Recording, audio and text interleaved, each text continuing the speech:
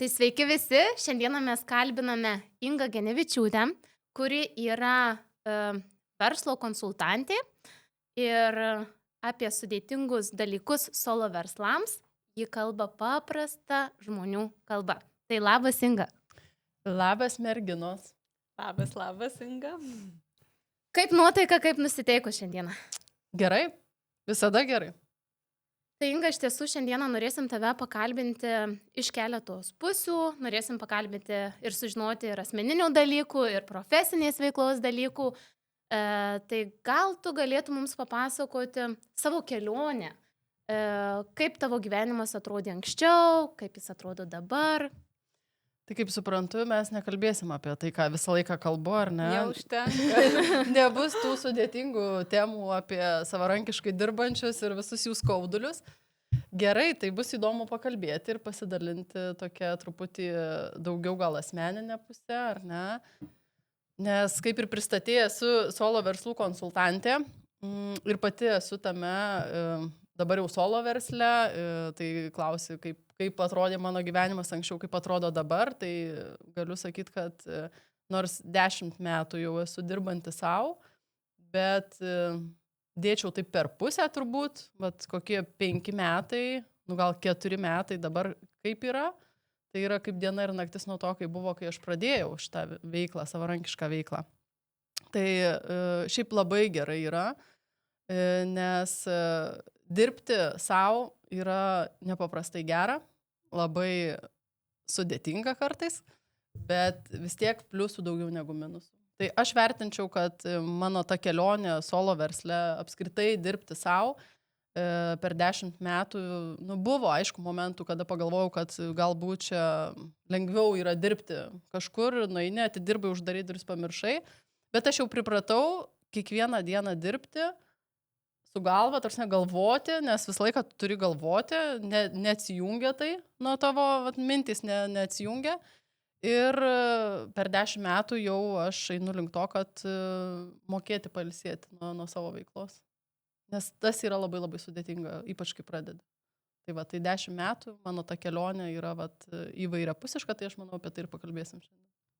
O Inga, gal tu prisimeni kažkokį momentą, kas tave pastūmė, paskatino dirbti savo, gal kažkoks įvykis, kažkas sukrėtė? Jo, tai aš taip turbūt, kaip šiandien konsultuoju, moteris ypatingai kreipiasi pas mane pradėjusios dirbti savo arba norinčios pradėti dirbti savo. Tai žinokit, turbūt, nežinau, nepameluosiu, 80% kertinis momentas yra gimę vaikai. Tai kai gimsta vaikas, moteris tiesiog jom kažkas čachros kitos prasiveria, jos pradeda norėti dirbti savo. Ir tik iš karto pasakysiu, kad tai yra iliuzija, kad dirbsiu savo, turėsiu daugiau laiko su šeima, su vaiku ir čia kaip nori, ką nori ir taip toliau. Jeigu nori dirbti savo ir uždirbti tikrai geras pajamas, tu dirbsi visą parą. Ta prasme, tik tai faktas tas, kad tu galėsi pasiderinti, ar ne? Susirgo vaikas, galbūt nustumti darbus, ne taip kaip su darbo sutartim, kad tu jau turi būti darbe ir kitas darbdavys neišleidžia ir panašiai.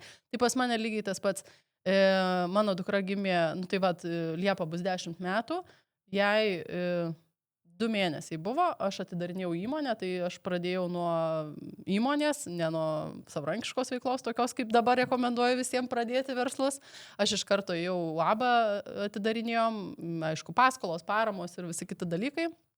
Tai mano Faustai buvo 3 mėnesiai, kai mes jau įsteigėm įmonę ir pradėjom tą visą kelionę ir veiklą. Tai taip ir prasidėjo nuo vaiko gimimo ir noro dirbti savo, nes aš kai išėjau į dekretą, aš supratau, arba aš eisiu į įmonę, kurioje aš darysiu didelę karjerą, nes mano toks buvo siekis, arba aš turėsiu kažką savo. Tai pasirinkau šitą. Dabar aš išgirdau tokį pastebėjimą, pasidalinimą, kad kaip ir atsirado vaikas, atsirado dalykai tavo gyvenime ir toks asmeninis nuoširdus klausimas.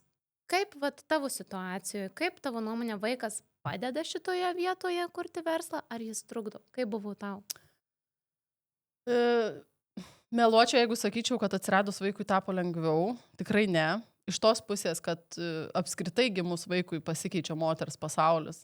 Bent jau man asmeniškai tai labai pasikeitė tas, kad viskas, tu nebedarai taip, kaip tu nori. Tavo laiką valdo vaikas, ar ne? Ir tu deriniesi viską prie jo. Tai tas suvokimas ilgai man truko, ta prasme, aš turbūt dabar, kai pagalvoju, aš 3 mėnesių, kai tą steigiau įmonę, aš dar turbūt sąmoningai nesupratau, ką aš darau, nes man buvo po gimdymo tas laikotarpis, kada tikrai buvo, wow, ta prasme, čia viskas apie tą mažą vaiką. Bet tikrai sunku, ta prasme, kad ir serga, ir jeigu nėra kas padeda rūpintis, jeigu tavęs neišleidžia, nes taip ir buvo, kad man labai reikėjo daug pagalbos iš šono, kurios dažnu atveju negaudavau, tai tikrai mano vaikas realiai augo didžiąją dalį su manim mano versle, tarsi visur kartu mes būdavom. Bet esminis momentas, kuris iš tikrųjų gimus vaikui duoda tos tokios daug pridėtinės vertės, tai yra motyvacija. Tarsi nes gimė vaikas ir tu supranti, dėl ko tu darai. Prasme, dėl savęs vienos pačios tu, gal ir darytum, žinai, jeigu lengvai sektųsi, darytum, bet kai yra vaikas, kai tu žinai, kad čia yra motyvacija, čia pasistengti reikia, čia daryti, ta prasme, kai turbina įkalta ir varai. Tikrai, čia man mamos paantrins, kad ir kaip būna sunku, kad ir kaip ten bemiegės naktys susirga nelaiku vaikas, kai visada, kai kažkas labai didelio būna, bet tai mokina tave, labai stipriai mokina nekontroliuoti dalykų. Tai kontrolės dalykas, kai mes turim tą dalyką, yra labai sunku tada. Tada, trigubai pasunkė. Bet kai tu dirbi su savim, pradirbi šitus dalykus, tai supranti, kad toks gyvenimas. Štai labai pritariu tau, Inga, kad atsiradus vaikams tikrai tu supranti, kad nėra kur trauktis, reikia tų pinigų, reikia ir nemažai jų reikia. Ir motyvacija, ir ta turbina tokia užsihaipinimas, kad dabar pavarysiu, žinai. Ir turi tikrai, ir su tais vaikais gali pasiekti tikrai dar daugiau, nei kad be jų. Inga, dar pasidalink, irgi tas dalykas, esi šiuo metu vieniša mama, auginanti mergaitė, ar ne? Ir dažnai moterims irgi kurti kažkokią veiklą, išeiti iš samdomų darbų yra baisu vien dėl to, kad kaip tie finansai, kaip su pinigais stabilumas, o dirbant versle, tai apie stabilumą pamirškim vieną mėnesį, gali atrodyti, kad tu maudaisi piniguose, o kitą Amerika nėra. Tai kaip šitoj vietoj, tu išbūni, ištempi. Išjauti, išverki, ar ne? Jo, iš tikrųjų, šitas dalykas, pinigai ir savarankiška veikla, solo verslas, ir kai tu esi viena atsakinga už viską, yra, ta prasme, dalykas, dėl ko labai didelė dalis moterų nedrįsta, nepradeda ir neatsipalaiduoja, ar ne?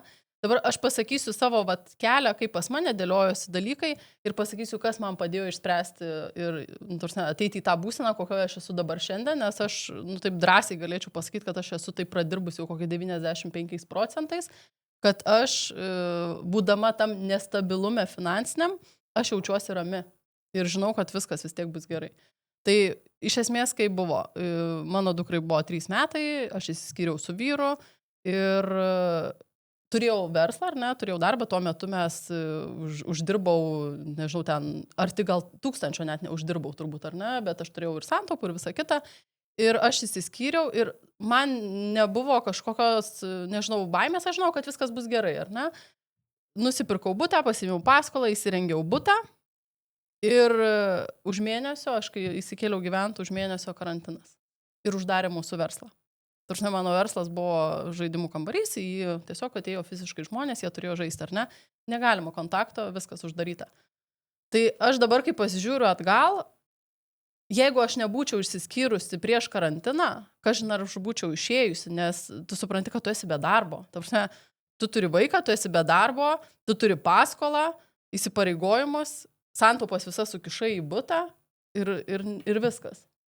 Ir tada tu supranti, kad, aš padariau sprendimą, aš išėjau, bet aš esu atsakinga už vaiką, už save, už įsipareigojimus, be darbo. Ir tada pradėjau aš galvoti, ką man reikia daryti su savim, kad aš neičiau į depresiją kažkokią, kad man būtų, tarsi, emociškai geriau. Ir tada aš pradėjau eiti į tą saviugdos kelionę, ar ne? Pradėjau mokytis, pradėjau domėtis, pradėjau skaityti, pradėjau su emocijom dirbti ir daug tokių dalykų, kurie man padėjo tam etape susitvarkyti. Ir paskui aš po karantino realiai aš priėmiau sprendimą, kad aš noriu išeiti į solo veiklą. Tarsi visiškai, nes, žinai, kai tu esi veikloje, kai yra komfortas, kai yra viskas žinoma, viskas aišku, viskas stabilu ir tu neaugi, nesimokai, netobulėjai, man asmeniškai yra nuobodu. Aš mėgstu, pajaučiu, kad komfortas, viskas, aš noriu toliau, giliau, kažkur daugiau, kažką iš šono. Aš toks esu žmogus ir aš pajaučiu, kad, man nebe. Ir aš išėjau į, mano sritis iš esmės yra finansai, aš buhalteriją baigus, buhalterį, tai aš grįžau į mokesčių, į šitus visus įstatymų labirintus ir aš ten kaifavau, ta prasme, tai yra mano, aš galiu konsultuoti, aš galiu padėti, aš galiu dirbti nuotoliu, ta prasme, po karantino aš supratau, kad mano svajonė dirbti nuotoliu išsipildė, kad realiai aš nežinojau, kaip taip įmanoma, aš kai pradėjau verslą, aš norėjau dirbti iš bet kur ir uždirbti pinigus, bet dar tada nesuvokiau, kad tai yra realu, nes ašgi ne IT-čnikė kokia, kur ten gali, prie kompo viską. Ir karantinas parodė, kad gali būti gerai, gali būti, kaip tu nori, ir aš tada pradėjau tas konsultacijas vesti ir tada prasidėjo tas tikrasis nestabilumas finansinis. Nes kai tu dirbi dar, su kolegė, jūs dviese, tu, viena kitą patempi, palaiko, čia bus pinigų, čia užsakymai, čia tas, 2 rankos, 2 galvos, 4 rankos. Bet kai tu išeini visiškai viena ir viskas, tu pradedi realiai vėl nuo nulio, bet tada prasidėjo tas finansinis nestabilumas ir aš tada pradėjau labai daug dirbti su suvokimu, kas apskritai yra, kaip veikia visatos dėsniai, ar ne? Čia gal skamba magiškai, bet tiesiog tokia yra realybė. Tu turi suprasti, kaip veikia gyvenimas. Ir ne iš proto, ar ne, bet iš širdies. Ir kai tu darai iš širdies, aš supratau, kad kai tu darai širdimi darbą, visada pavyksta. Taip, tas kelias yra ilgesnis, jisai užtrunka, negu sustrateguotas ten finansiškai apsimoka, neapsimoka. Bet aš pajaučiau, ant kiek aš kaifuoju toj veikloj, kaip jinai mane augina, kiek aš galiu daug mokytis, kiek aš galiu daug duoti, padėti. Ir tada po truputį, kai aš supratau savo giliai, kad pinigai yra energija ir pinigai yra atpildas už tai, kiek aš vertės sukursiu kitam ir duosiu. Viskas, man tai yra raktas ir, aš žinau, kad aš vertingą duodu informaciją ir naudą žmogui. Ir viskas, aš einu dalinuosi ir pinigai ateina. Ir viskas. Baigės nestabilumas, galvoju. Mums kaip mokymų teikėjų tai labai gera girdėti, kad toje kelionėje tave lydėjo mokymasis, ar ne, ir kad iš tam tikrų sunkių momentų arba kai tu jautiesi, kad esi komforto zonoje, tai būtent tas mokymosi procesas padėjo išlipti, padėjo pagerinti tavo tą vidinę būseną. Ir dabar tavęs klausau ir taip galvoju.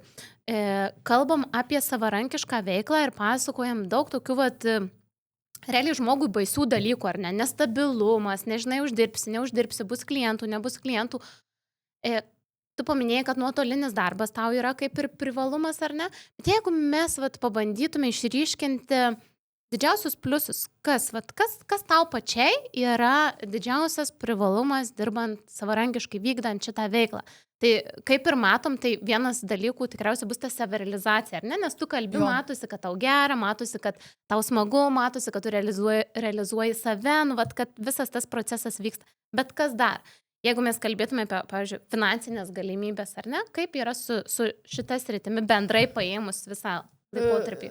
Jo, iš tikrųjų, tai apie mokslus dar kalbant, tai aš visą laiką ką patariu vienareikšmiškai pradedant dirbti savo, tu pirmiausia turi pradėti dirbti su savimi.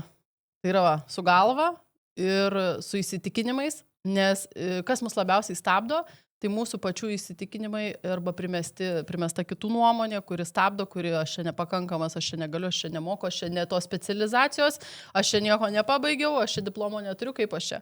Ir kai sulaužai galvoj tuos įsitikinimus, tada pasidaro daug paprasčiau ir lengviau žiūrėti apskritai į visą tą bendrą vaizdą ir tai, kur tu eini. Širdimi būtinai čia yra numeris 1. Ir aš, pavyzdžiui, dirbu ne dėl pinigų, o dirbu už pinigus, ar ne? Tai vėlgi, koks tavo siekis, koks tavo lūkestis iš tavo veiklos. Savirealizacija, numeris 1 irgi, kad labai svarbu daryti tai, kas tau patinka ir kas tave įprasmina kažkaip, ar ne? O ne taip, kad tu atsikeli, oi blemba, ir vėl eiti kažką daryti čia su tais klientais. Nes tu dirbti blogom sąlygom ir per nenoriu gali samdomam darbe. Bet jeigu tu dirbi savo, tai turi būti maksimaliai komfortas tau kiekvieną dieną eiti su šypsena į tą darbą. Ir dar savarankiškai dirbantiems mokytis ir dar kartą mokytis. Ir jeigu tu esi, tarkim, nežinau, koks tenai specialistas, nežinau, reklamas kokias leidai, ar ne? tai nereiškia, kad tau nereikia mokėti pardavimų daryti, tai tau nereiškia, kad nereikia mokėti su soctinklais ar ten dar kažkokią komunikacijos priemonę dirbti. Tu privalai, mano nuomonė, tu privalai plėsti viską, akiratį, žinias, gauti naujus įgūdžius, nes tau visur gyvenime jie pravers. Ta prasme, kad ir tu nedirbsi to savo darbo, kurį pasirinkai, eisi į samdomą darbą, žinios, kaip sako, ką išmoksi ant pečių nenešiosi, taip sako, ar ne? Tai va šitas posakis geras, iš tikrųjų tau visada pravers. Ir tu tada po truputį susirenki tą mozaiką ir savo pritaikai savo veiklo ir tau tampa daug lengviau viską daryti. Taip, kai užauga pajamos, tu gali samdyti specialistus, viskas ok, bet pradžioje, kai tu esi mažas, tikrai yra sunku, ar ne, pasamdyti tų daug specialistų, nes tai kainuoja. Ir man, pavyzdžiui, kas, dabar klausimą bandau prisiminti, kas man patinka labiausiai, ar ne, savarankiškoje veikloje, laisvė. Iš tikrųjų laisvė, kad aš galiu, žinai, taip, aš kiekvieną rytą einu vaikščioti lauką, ar ne, einu į mišką ir aš vaikščiu ir galvoju, blemba, kaip faina, kad aš šiandien sugalvojau idėją ir jau rytoj jinai gali virsti materiją. Ta prasme, aš ją įprasminsiu, uždirbsiu iš to pinigus. Ta prasme, tai yra mano sugalvota mintis ir iš to uždirbsiu pinigus. Ir man nereikia būti kažkokia verslininkė ten atidariusi didžiausios korporacijos. Aš viena savo pati galiu, žinai, ir pinigus uždirb galiu nemažus. Nes, kai dirbi savarankiškai, tai kas liečia pinigus, tu vieną mėnesį gali uždirbti 500, kitą mėnesį 10 000. Ir tai yra realu, tai yra ir mano pavyzdys, aš ir esu, ta prasme, buvus tokiose situacijose. Ir tai yra labai, labai nestabilu, bet vėl tai tave mokina valdyti finansus. Tave mokina labai daug dalykų, šitas nestabilumas, bet iš kokios pusės tu pasižiūrėsi, ne? Ar tu žiūrėsi iš tos, kad blemba, čia nesąmonė, čia nestabilu, čia ne man, čia baisu. Ar tu pažiūrėsi iš to, oho, okei, kaip aš galiu suvaldyti, kaip aš galiu už 500 šiandien pragyventi, bet aš tikiu, kad kitą mėnesį bus 5000, nes aš darysiu, kad tai būtų. Viskas va čia, yra galvoje, ar ne? Kaip tu nusiteiksi, kaip tu norėsi, link kur save vesi, ten ir turėsi. Ir man tas toksai pasakymas, tikrai dažnai būna, kad per konsultacijas, irgi aš konsultuoju apie mokesčius, apie apskaitą, ir taip tu turi pats susitvarkyti, dirbantį savarankiškai, ar ne, aš to išmokinu žmonės. Bet kai aš girdžiu, kad bet tai čia dabar ir žiūrėk socialinius tinklus tvarkyk ir rilsus kurk ir čia pardavimus daryk ir čia kaip čia reklamas, viską mokėt. Taip, sakau, nes jūs tą kelią pasirinkot. Ta prasme, žinai, ateina žmonės dirbti savarankiškai, jie pasirenka tą kelionę ir jie dar burba dėl tos kelionės, kad čia viskas taip blogai. Bet tai tu supranti, tai eik į samdomą darbą, tada ir niekas tau neverčia eiti dirbti savarankiškai. Bet va čia viskas yra požiūrio klausimas. Tai kai pakeisi mąstymą iš negatyvaus į pozityvų, visos spalvos šviesiai nusidažys. O man tai Inga kilo klausimas irgi, ar ne, bet buhalteriai, mokesčių klausimai, visi kiti dalykai, atrodo, turėtum sėdėti prie kompiuterio tarp popierių ir dienos šviesos nematyti, bet irgi baimė, kuri lydi žmonės, ypač startuolius ar ne savo veikloje, tai išėti į socialinius tinklus. Gal tu pasidalintum irgi savo tą istoriją, kaip buhalteriai, nežinau, ne muzikantai, ne aktoriai, ne kažkas, kas pripratė prie to, bet paėmė ir išėjai iš tokios ryties į tuos socialinius tinklus ir ten tau labai neblogai sekasi. Jo, tai čia vėlgi, žinai, aš pasakysiu, tu turi pamilti tai, ką darai. Ta prasme, arba tu myli ir darai, arba tu darai per negaliu, nes reikia. Tai pas mane veiklos, aš jau savo esu pasakus, kad man gaila gyvenimo daryti tai, ko aš nenoriu ir kas man nepatinka. Dėl to aš renkuosi eiti tais keliais, kurie man yra faini. Kartais, aišku, reikia išeiti iš komforto zonos, bet visumoje visas paveikslas yra fainas. Ir kodėl aš atsidūriau socialiniuose tinkluose? Dėl to, kad man peilis yra daryti šaltus skambučius. Prasme, aš nekenčiu daryti šaltų skambučių. Ir aš suprantu, kad iš kur gauti klientų, tarsi laikraštį skelbimą įdėti. Šiandien dienai, ne. Aš į socmediją atėjau prieš 3 metus turbūt. Ir aš supratau, kad neveikia. Taip, tu turi eiti su visu tuo, kas yra dabar, naujovės, technologijos, soctinklai ir tie visi pasifilmavimai savęs, kai sakiau, aš gyvenime to nedarysiu ir aš čia neįsiu, taip kaip jie ir į kamerą nekalbėsiu. Tai čia visi prisispjaudė, manau, į tą balą.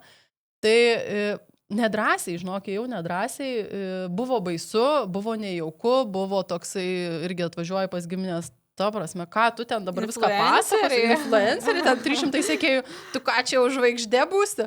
Vieną dieną, sakau, būsiu. Sakau, nu, tiesiog, kai tu turi tikslą, dėl ko tu tą darai, nu, ir nu, čia bet kame yra versle visur, kai tu turi tikslą, žinai, dėl ko tu tą darai, tau ir gaunas, tu ir padarai. Ir, nu, ta kelionė buvo sunki, nes aplinkinių nuomonė, kai prasidirbau su tą nuomonę, kad man nesvarbu, ką kiti žmonės man, tarsi tai yra mano gyvenimas, aš renkuosi, jeigu man taip tinka, jeigu aš taip noriu, aš važiuoju. Ir šiandien dienai, taip, socialiniai tinklai ir kūrimas jų, žinokit, atima be proto daug laiko, tai yra papildomas etatas, bet aš kaifuoju tai darydam. Aš dar kitiem nueinu, padedu sumontuoti video, man patinka, man tai yra kaifas. Ir kaip aš viso to išmokau, aš tiesiog toks esu žmogus, kaip sako, tu tiek daug įgūdžių turi, tarsi tu bet kur naisi, tu visur tinki. Bet nu, dėl to, kad aš mėgstu mokintis, man įdomu. Ir aš vieną kartą sėdėjau, taip žinau, gal gruodžio mėnesį, bet prieš naujus metus, sėdžiu, gal, tu savo, norėčiau išmokti, vat, montuoti video gerai, žinai. Norėčiau vat, išmokti, kad nereiktų čia prašyti kažko ar kažką. Ir kitų metų sausio mėnesį, per sausį aš jau išmokau. Nes tu turi tikslą, tu vat, bam, ir jau žinai, kad tu to nori. Ir su bet kuo, jeigu tau ir pabandžius patinka, tu taip gali daryti. Ir tai sutaupo daug laiko ir pinigų, nes kai tu nemoki, tavai ima stresas, nes tu nežinai, kaip tą padaryti, čia reiks samdyti, čia reiks pinigus mokėti, čia pinigų neturiu, tai tada nedarysiu visai. O kai tu pats išmoksti, viską pasidarai, aišku, skiri tam laiko, kažką paaukoji, be abejo, kenčia šeima, laikas su vaiku, mano laisvalaikis ir nu, tarsi vėl tu dėliojas mozaiką, prioritetus ir va taip išlaviruoji.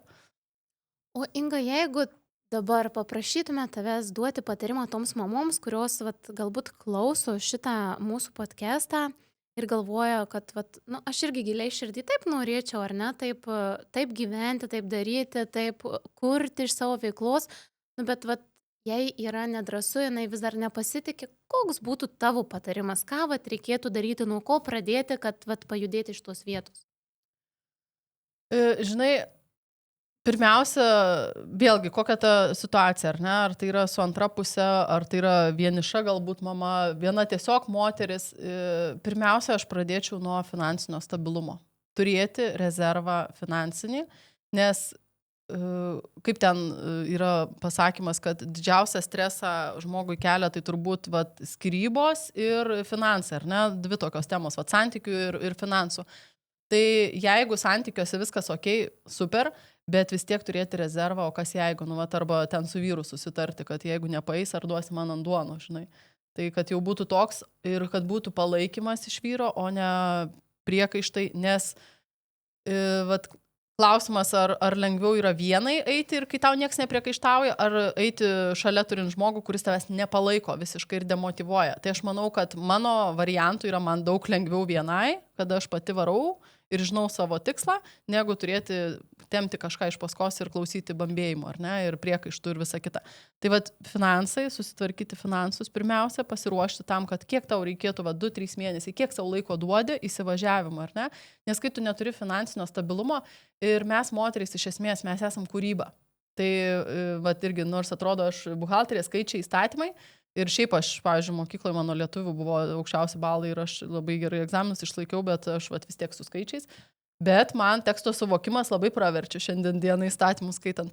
Tai iš esmės labai svarbu turėti stabilumą ir eiti iš širdies į tą veiklą, kuri iš tikrųjų, nu, kur tu jauti, kad aš noriu to daryti, žinai.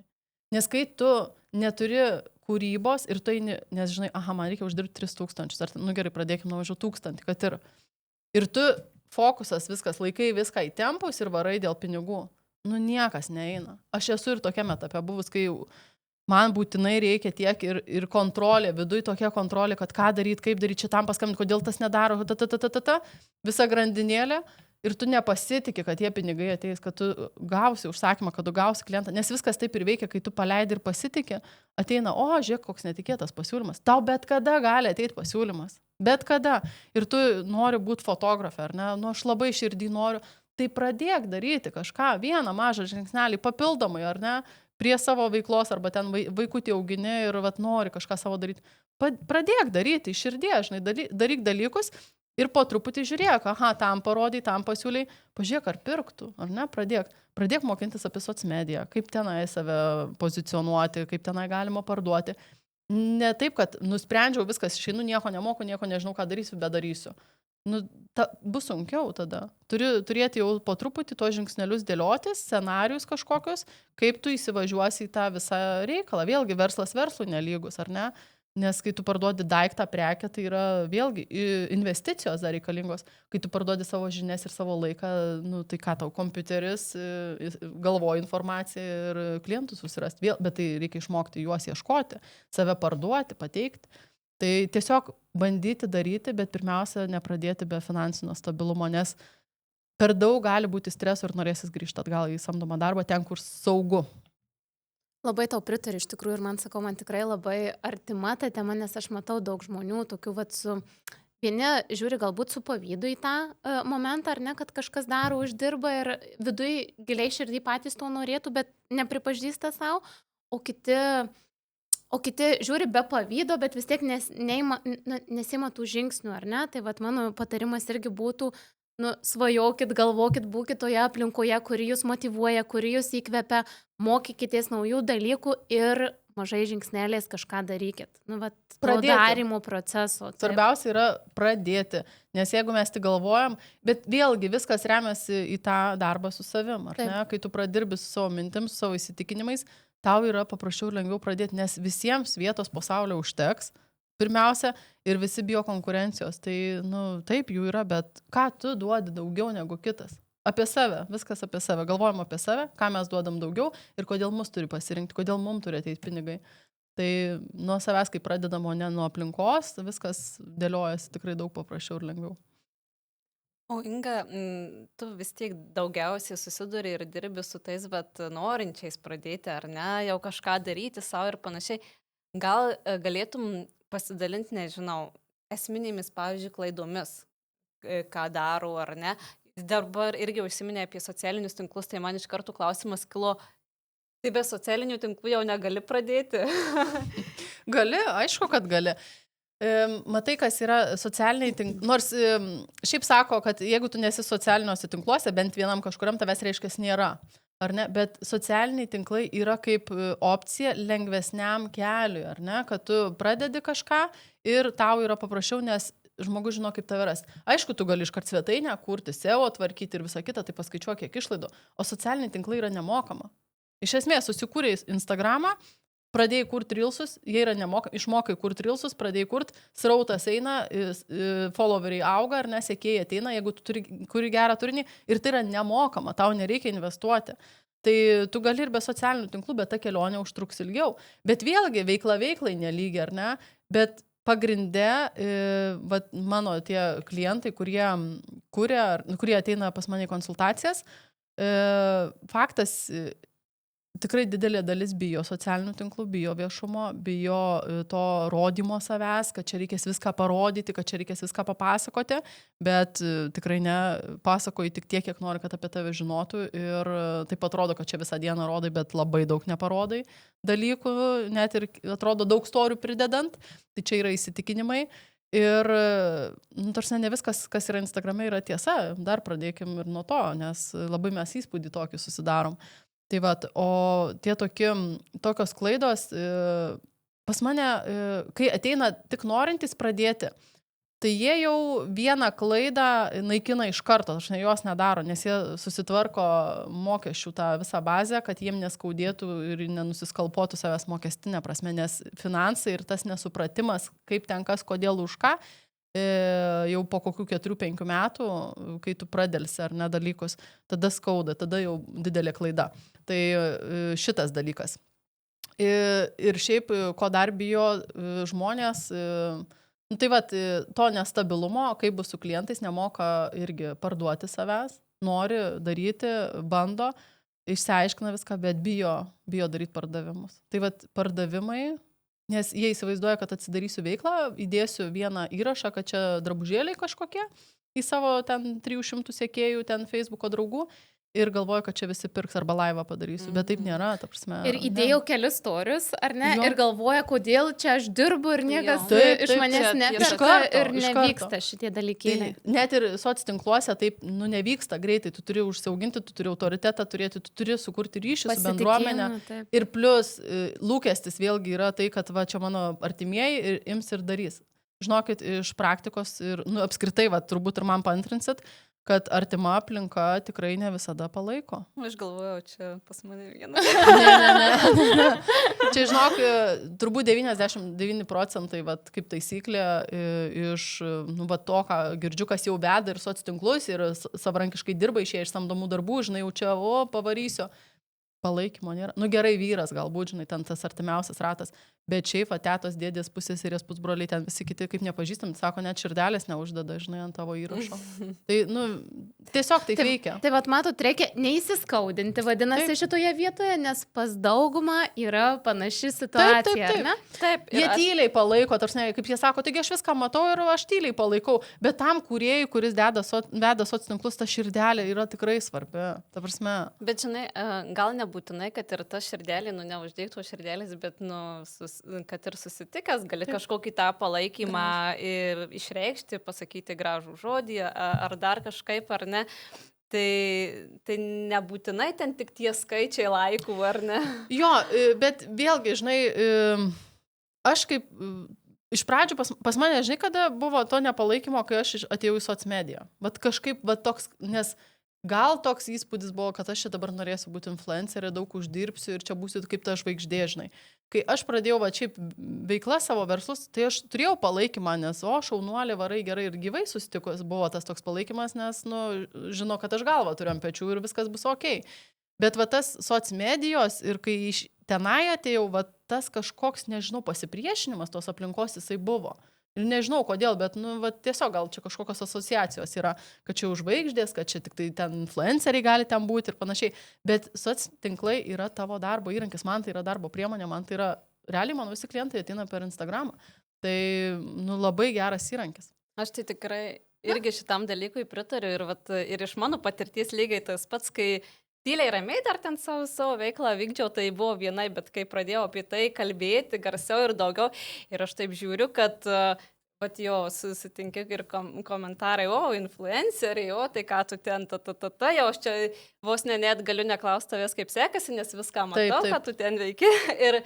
Ir iš tiesų šitas etapas, pavyzdžiui, pas mane gyvenime atvedė man tam tikrus žmonės, bet kai kurie ir atsitraukė.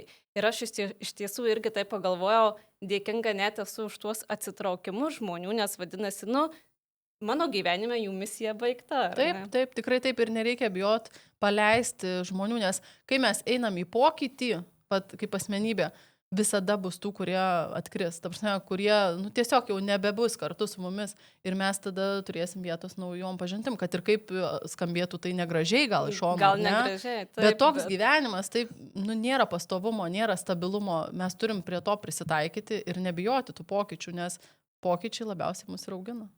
Tai šitą gražią žinutę apie pokyčius, apie pasidalinimą, apie palaikymą norėtume pabaigti mūsų šį pokalbį ir paprašyti jūsų visų padėti mums augti šiame tinkle, palaikyti mus, nes tikrai esame pakankamai naujos šiame kanale ir kiekvienas jūsų komentaras, laikas, širdelė mums tikrai padės tobulėti ir augti.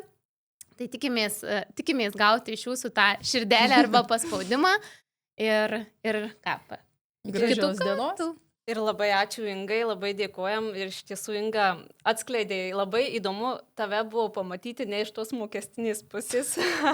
Kaip ta kita žmogų, ar ne? Taip, ir labai iš tiesų daug stiprybės savyje turi ir ryžto ir gali tik tai ne tik apie mokesčius pakonsultuoti, bet ir apie tai, kaip nepalūžti, kaip daryti ir judėti į priekį. Nes užmotyvuoti, pradėti daryti tikrai daug kas gali, bet kaip išlaikyti tą ir išbūti tam solo versle ir savarankiškoje veikloje. Ir ne tik, kad stabiliai ant to pačio, bet dar ir augti ir tikrai dideliais žingsniais augti tiek finansiškai, tiek visaip kitaip. Reikia sugebėjimų turėti ir iš tikrųjų pastangų reikia įdėti.